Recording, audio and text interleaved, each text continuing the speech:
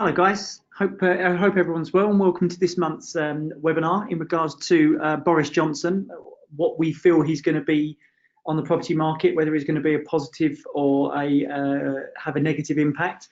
Now, in terms of Boris Johnson as a character, what I've noticed is from people that I've spoken with, in regards to sort of listening to things like Radio 4 and LBC here in the UK, is that he's one of those figures that's either sort of like Marmite. You sort of either love him or hate him. Now, regardless of that, I'm going to put all personal views aside. Regardless of what you think of him, what we've got to do is now work out how he is going to impact the property market, but more importantly, how his cabinet is going to do that. Because again, although he's the front man, it's really the cabinet, his MPs, that are going to make these decisions. And of course, behind the MPs, you've got the civil servants. So there's a lot of things that we need to look at rather than just the individual himself. Well, he's a very old school politician in the sense that he's very pro self-governance. So he's not one of those who's going to put a lot of red tape in front of things. So that's one positive aspect. My view of things are, you let the market, of course there are certain regulatory things that need checking, but I think if you let markets dictate the way that they're going to go, it's far better than too much government intervention. So I think that's a positive side. But of course there's a lot of other things that we need to discuss and think about. For example, Brexit, it's still there. He's come in, he's got a totally different slant on Brexit. But what he's going to do to motivate the property market, because there's still a lot of growth potential to be had, but how is he going to achieve that? So let's sort of, without further ado, head into what we've been looking at over the last sort of few weeks or so since he took his role. Well, first of all, Brexit. That was one of the main reasons why Boris Johnson was elected. Now, he was an overwhelming favourite at the start. There's a couple of wobbly moments, but he sort of came through, and the two-horse race in the end, he won quite comfortably. I think one of those reasons was he just categorically said, Brexit, end of October, we're out. Now that is unlike the previous Prime Minister, who was very sitting on the fence. With Theresa May, she tried to please everyone, and unfortunately, in decisions like this, you can't. You've got to realise that you've got to make a decision one way or the other, and you're going to please some people and upset others. So he has said that he's 100% definitively going to leave by the 31st of October. Now, of course, I feel a lot more confident with someone like Boris Johnson that will happen. In what form, that's another question, but that will happen. I think with Theresa May is that she kept, kicking the decision down the road, which obviously didn't help at all. So I do feel that actually on the 31st October, this is now it. We will leave in one form or another. In regards to what he's come out and said, one thing that we have noticed here, and what's had a lot of a big positive impact, he said, well, do you know what, regardless of the outcome, regardless of what's signed, it's going to be a positive. It's going to be a can-do attitude rather than a negative attitude. Theresa May was very vocal in what she said. She was asked at one point, even though she was the one that leading the party through Brexit, when she was asked, do you believe in Brexit, she didn't give an answer. And this was a year in to her premiership. So the problem is that then gave people, made them a little bit nervous in regards to, well, if she doesn't believe it, what chance have we got? Whereas Boris Johnson has come in and said, you know what, regardless of what happens, we either sign a good deal or we sign no deal. And if we get a no deal, it doesn't matter. We're gonna work our way through it.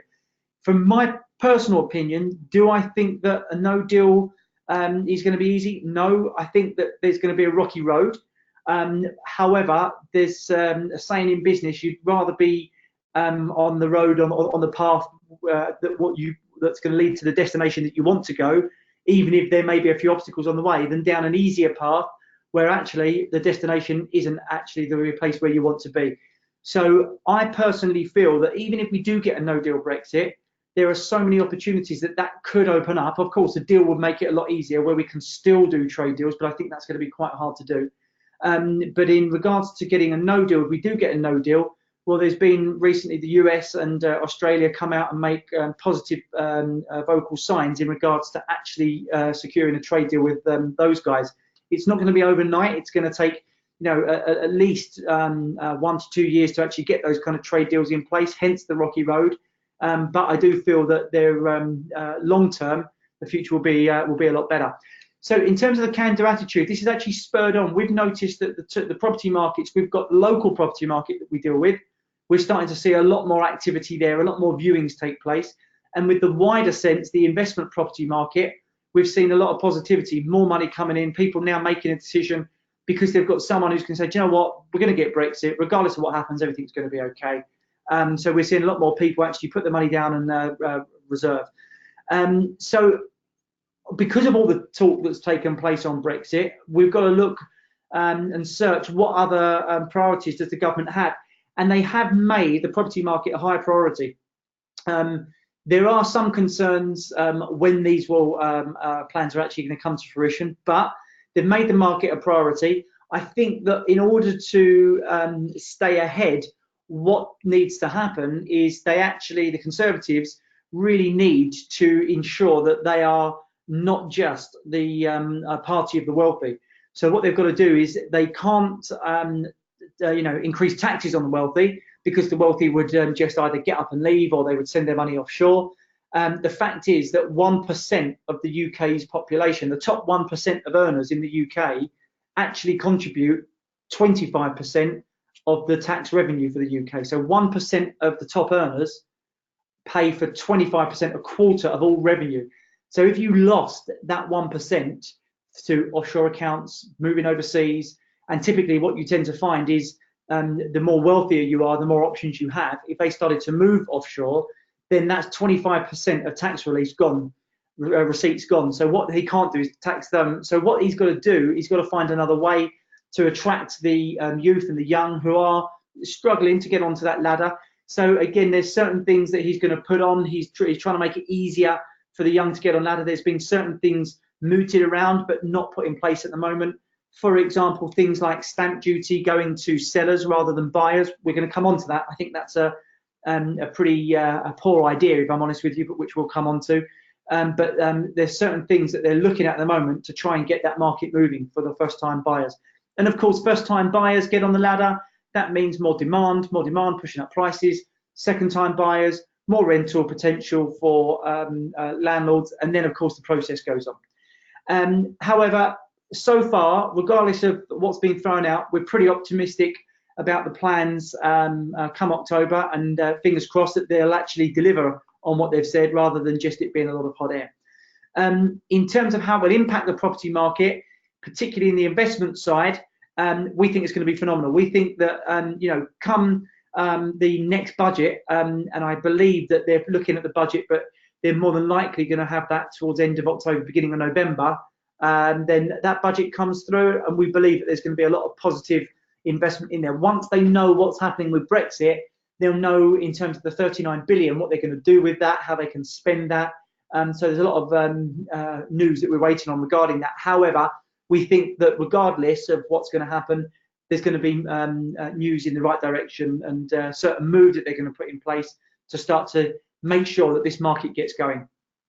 So in regards to the stamp duty, now this weekend, well, last weekend it was actually, obviously this was written last week, but last weekend we saw the signs that the stamp duty can switch from the buyer to the seller. Now, as I mentioned, I don't think that this is the way forward, because typically if you've got, let's say you've got a £500,000 home, a £500,000 home, and the buyer has to pay stamp duty of, let's say, for example, 17,000, whatever it may be, then if that then switches to the seller just increases the price by £20,000. It's as simple as that. So actually all you're doing there realistically is you're lining the pockets of the estate agents, because most estate agents charge a percentage, and of course the higher the price, the more percentage that they get. It's as straightforward as that. So I don't think that's a very good idea. You're just switching. We've seen it recently with the letting side. A lot of the charges that you could charge the tenant previously have been banned, and all that's happening is the agents are putting the charge in, they're increasing the charge for the landlords, and then the landlords in turn increase their rent.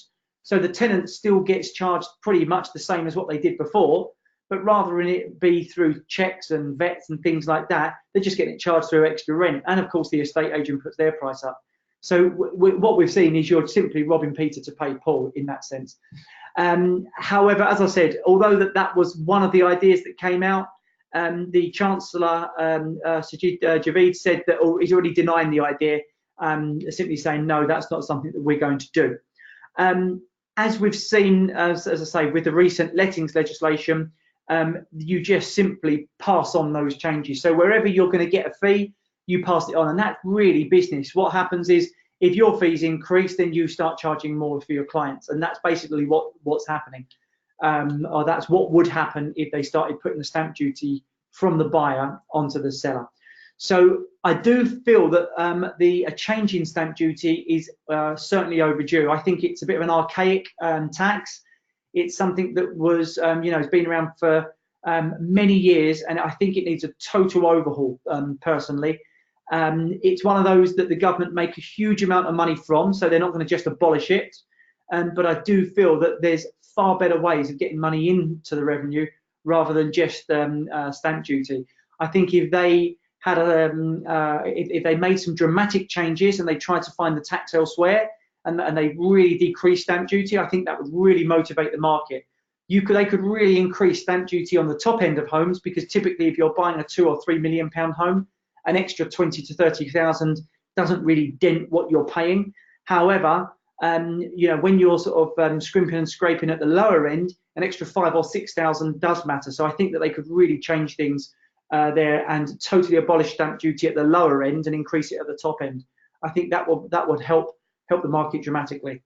Other things, estate agency reform. We actually was requested to write in the parliamentary review. We was asked by a particular MP to write in the parliamentary review a couple of years back, which we did. And for years, there's been an abundance of issues, as you can see, surrounding the regulation. Now, bearing in mind, the stock market is worth less as a whole. So in regards to the stock market, it's circa the £4 trillion mark. As soon as you start to look at the property market, it's 7 trillion.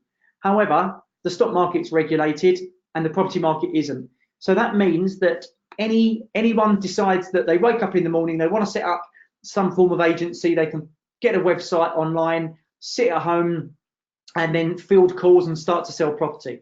Now, in reality, obviously, we know that doesn't work, but that's the reality of it. Now, you couldn't turn around today and say, well, I'm going to wake up and I'm going to decide to be a stockbroker and sell shares to someone, because you have to go through a lot of regulation. However, the reality is you can wake up tomorrow and decide to set up an estate agency and do so. Now, to me, that is horrendous. I can't understand and believe that is still the case in this current day and age, when we have so much regulation that anyone can go and set up an agency.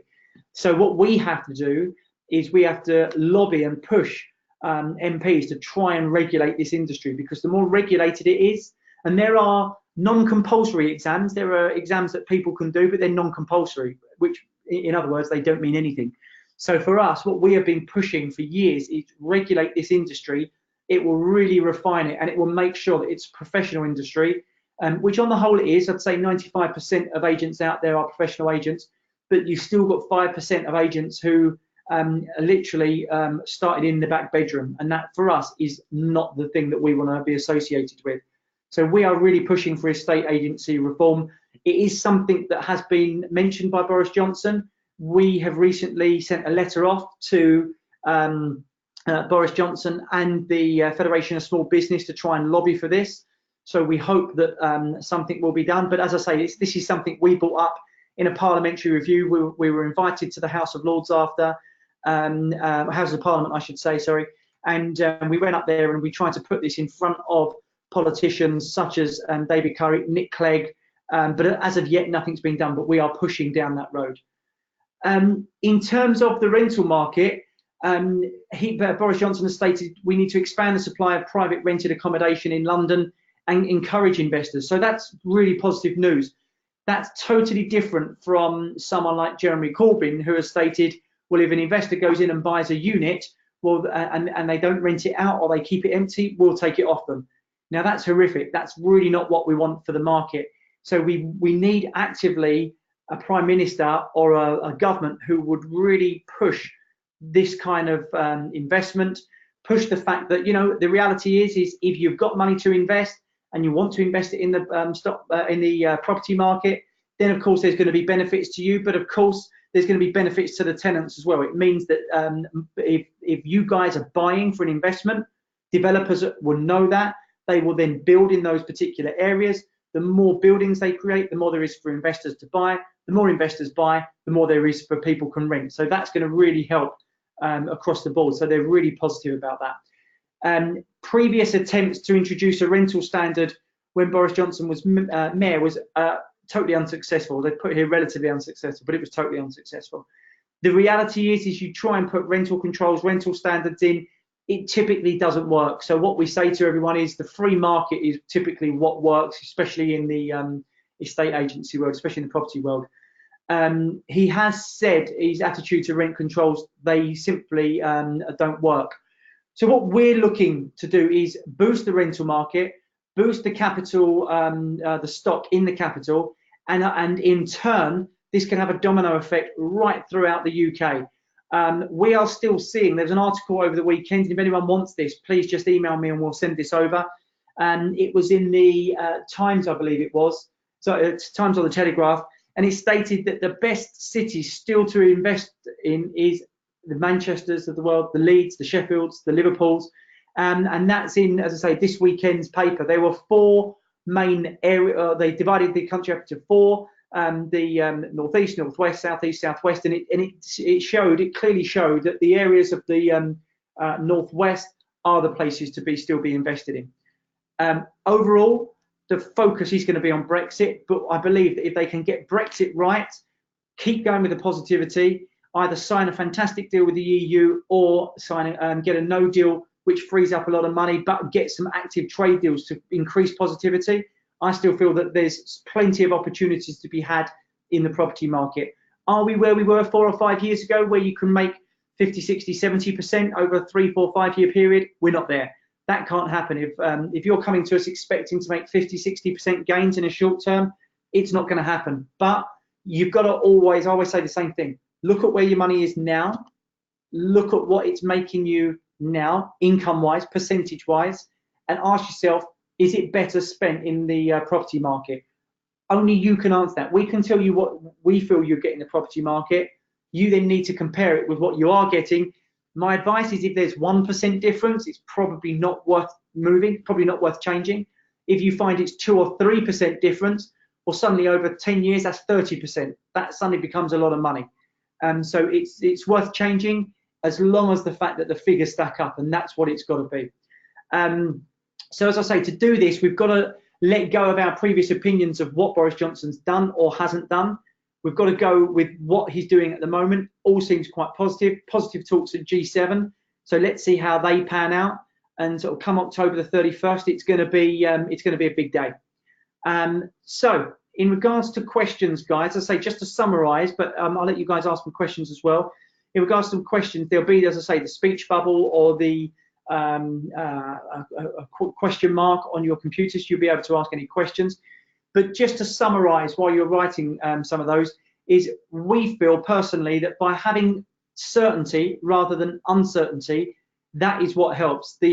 I've been, when I first got out of university, I was actually in the stock market, and the worst thing to hit the stock market at any point was uncertainty. The worst thing to hit anything in the property market is uncertainty. If you know the road that you're going to go down and you know the direction you're going to go down, we feel that that's far better. And because we now have a direction, he stated that he would love a deal, but he's also stated that if we get a no deal, we're going to make it work. So there's far more certainty in that than being vague and kicking the can down the road. And he's also stated what he wants from a deal. He said basically it's no backstop. If you do no backstop, then simple as that. Then there's potential. Then we can get around the table and talk. If you're saying that the backstop has to remain, then they're going to say that, you know what, it's going to be a no deal. So on to your questions. Right, the first thing, what other things do you think could be put in place to boost the property market? Well, again, it all starts from two ends. You have to look at the top end and the bottom end. If you can't sell the top end of the market, then typically it has a knock-on effect all the way down. And if you can't sell the bottom end of the market, the first-time buyers, that is, again, it trickles all the way up. So what we need to see is first-time buyers being actively more helped out with schemes. They've had schemes like Help to Buy, ISAs, Help to Buy ISAs, but let's be realistic, they need bigger chunks of money than that. We're now talking where deposits are needed of £30,000, £40,000 deposits. They simply can't do that by saving 3,000, 5,000, whatever it may be in an ISA every single year. So they need bigger chunks. So we feel that actively stamp duty, big dramatic stamp duty changes, that will help right the way across the board. We feel that maybe even things like the mortgage market help, try and supplement the mortgage market for first-time buyers. So if you're a first-time buyer, potentially there are things out there. This is things that haven't been mooted, but again, when we wrote to Boris Johnson, we said these things in the mortgage market. How about first-time buyer mortgages, where they get helped by the government and they can get an actual lower rate? So a lower rate means they can start to actually pay off their mortgage a little bit quicker, which means they could make their move into their second home quicker. And again, so the market goes on. So helping out with mortgage rates, things like lawyers' fees, and understanding the property market a little bit better would be helpful. So some education areas. But as I say, in the whole, I think it's going to come down with stamp duty and maybe trying to help out with the mortgage side of things. Another question here. Do we just deal with new build apartments? No, we don't. We have off-plan, we have ready-built apartments all throughout the country. Typically, what we tend to find out or tend to hear a lot of is, I want something that's going to pay me a really high rent, hugely below market value, that's ready now. Now, we tend to be as nice as we can about this, but you're being unrealistic. If you want everything, why is it still on the market? That's what we say to every client. If it offers a high rent, high growth, below market value, why is it still on the market? So typically what we say to people is the fact that if you want all of those things, you may have to go with something that is off plan. Therefore, you're going to get something a little bit more down the line. So if you're willing to wait, so if you're willing to sacrifice the fact that you're having it now, then potentially you can get something that's below market value. But if you want everything, it's a bit like the old saying, if you want your cake and eat it, it very rarely happens. So if you want all of the positives, sometimes you've got to sacrifice either a bit of delay or waiting for a particular project. Or if you want something that's ready now, they do come up, the odd one or two that we'll get that come back on the market, and they will have all of those things. But the downside of that, there's always a negative. The downside is you have to move quick. So for example, we had one the other week, and it came on, and it was probably, I'd say it was a £210,000 apartment. It was on Rightmove, or a similar one was on Rightmove with another agent for 300,000. So that's a huge difference. But it was one of those things that went within literally a week. And it actually, from when we mass marketed it, when we sent it out to our client base, it went within 20 minutes. So typically those things don't hang around. Next question. Do I see any changes for residential first-time buyers who already own investment properties? Currently, we'd have to pay the extra stamp duty even if it's a first-time residential. No, I don't, unfortunately. The reality is that any buyer who has purchased a property as a buy-to-let, the government's argument is, well, why did you purchase a buy-to-let first and not your residential home first? That's their argument on it. So I'll be honest, I don't see any change for that. If you purchase something, typically that's why, and they've been quite clever with this, that's why when they say that you pay the higher rate of stamp duty, they don't say on a buy-to-let property, they say on a second property. So that closes that loophole in regards to buying a buy-to-let first and a residential second. So no, I don't see that changing. Do we deal with houses? On the odd occasion we do, but typically what we find is in regards to the houses, there's a lot of potential, good potential rent there, but in a downturn, you've got to understand. So in a downturn, what will happen is everyone heads towards the city. Everyone typically wants to be in the city. The people that want to be outside of the city, your families with children, typically they get more wear and tear. your children drawing on the walls, hands on the walls, running around. They're going to be there more the majority of the day. There's more wear and tear in those properties. So you might see yourself getting higher income, but in reality, you've got more costs. So what we tend to say to people is that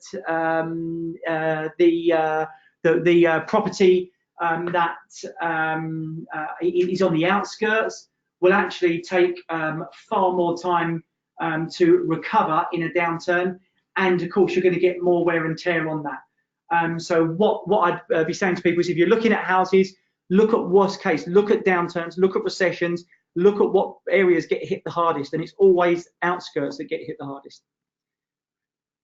New build apartments have very risky at lending.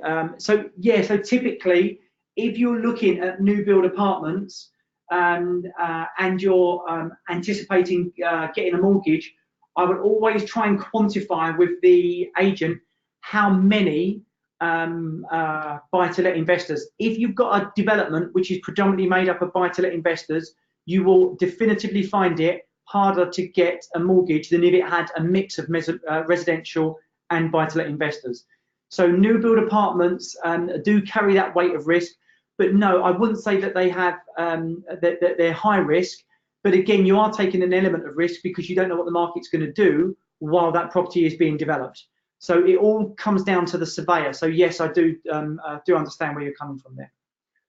I've got this here. I bought a property. If I bought a property and paid stamp duty, I will pay again on the sale. Okay, yeah. So if you've paid stamp duty on your property and they decide to change the law and say, well, now stamp duty is going to be on the sellers rather than the buyers, then yes, you will. That the reality is you'll pay typically double stamp duty. But as I said, one, I don't think that will happen, and two, what will, if they even thought about bringing that in, is then as a seller, you will increase your property. So if your property is worth, let's go round figures, £100,000, then you will increase the cost of that property to 105 or 107, whatever the stamp duty is going to be. So that side, I genuinely won't worry about it.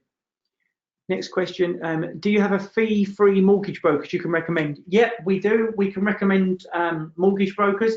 Typically, that would just be for a short consultation based on your figures, your income and things like that. So what I would say to people is, yes, you've got potential mortgage brokers that we can put you in touch with. They probably won't be able to do much more than speak about your circumstances and a brief bit about the development. They can't guarantee, they still won't be able to guarantee any mortgage on that development, simply because it would still need a surveyor to go in. But yes, we do have, and if you'd like that, just feel free to get in contact and we can do that. Let's have a look here. How do you release equity from off-plan apartments once they've completed? For example, I purchased an off-plan property in 2014, completed in 2018. It was successfully rented out for a year. Bearing in mind the year-on-year growth in Manchester, when I tried to remortgage a property, I got the same valuation when I purchased the property in 2014. Okay, so again, it just depends on what you paid for that. I can't comment on that individually. Maybe the surveyor didn't actually go round. Maybe they went on what's called the CML paperwork. What you ideally want to do is work with your broker and say, look, I want a surveyor to go in, because they shouldn't be, if you paid less than what it is on the market for now, again, I don't know the property you purchased, so what I would say is compare on Rightmove what that property is going for and make a case. So let's say that your property you bought for 150, but actually it's now worth 200 on Rightmove. Well, I would be saying that to your broker, saying, how can it still be valued at 150 when actually on Rightmove these are going for 200? And I would be pushing for that, because some lenders will be lazy, or more importantly, some surveyors will be lazy, and what they will basically do is they will simply see what you paid for it and value it at that, and they just literally won't do any more than that. They won't even go and see the property. You want a surveyor that's going to actively work on your behalf, but you need to ironically help out and say to your broker, look, this is what they're going for, can we push this forward? Can you release equity if you're on a fixed term mortgage product? Typically not. If you've got something where you're tied in for 5 years, that's the reality. You're tied in for 5 years. You can then start to release equity at the end of that 5 years. But again, you're better to speak to a mortgage broker about that. Typically, I would go to the same mortgage broker that got you on board, and that mortgage broker should be able to help, because he is the one that knows the terms and conditions of your mortgage far better than I will. But typically, as a hard and fast rule, if you've got as I say, a 5 year and you're 2.5 years down the line, you probably won't be able to do much. Do I believe that buying a new build now, which will complete in the next few years, will be risky? No. As a general rule of thumb, no. But there are so many variables. You've got to look at who the developer is. Is the developer someone who's got financial clout? Is the developer someone who's got their lending in place? That's one thing. In regards to other risk side of things, is the fact that, at any point the property market can go down, so that forms an element of risk. And of course, your circumstances may change. It's no riskier now than it was a year ago or 3 years ago, but there are certain things to mitigate. One thing I would also say as well is make sure, if you're buying something off plan, to get in there some form of reassignable contracts. So if you can ask for reassignable contracts, that means that, let's say 3 years down the line, it did come to the stage where you couldn't get a mortgage, either your circumstances or the development circumstances, and you couldn't get a mortgage. Well, then what I would then say is the fact that you've got reassignable contracts means you can put that on the market and sell, rather than be in a position where you have to complete, or alternatively lose your initial deposit. One thing I would also say now, guys, is gone are the days where you have to put down those 50% deposits. I would certainly not be putting down 50% deposits. So anyone asking you to put those high deposits down, unless it's on a student property, that's slightly different because they're cash only. But if you're asked on a residential property to put 50% down, for me, that's a big no-no. Well, that looks like all the questions, guys. Anything that I can help with, let me know. And in the meantime, as I say, feel free to email me any questions. This recording should be on the website over the next 24 hours. And as I say, if there's anything else that we can help with, feel free to let me know and go from there. Have a great rest of the day.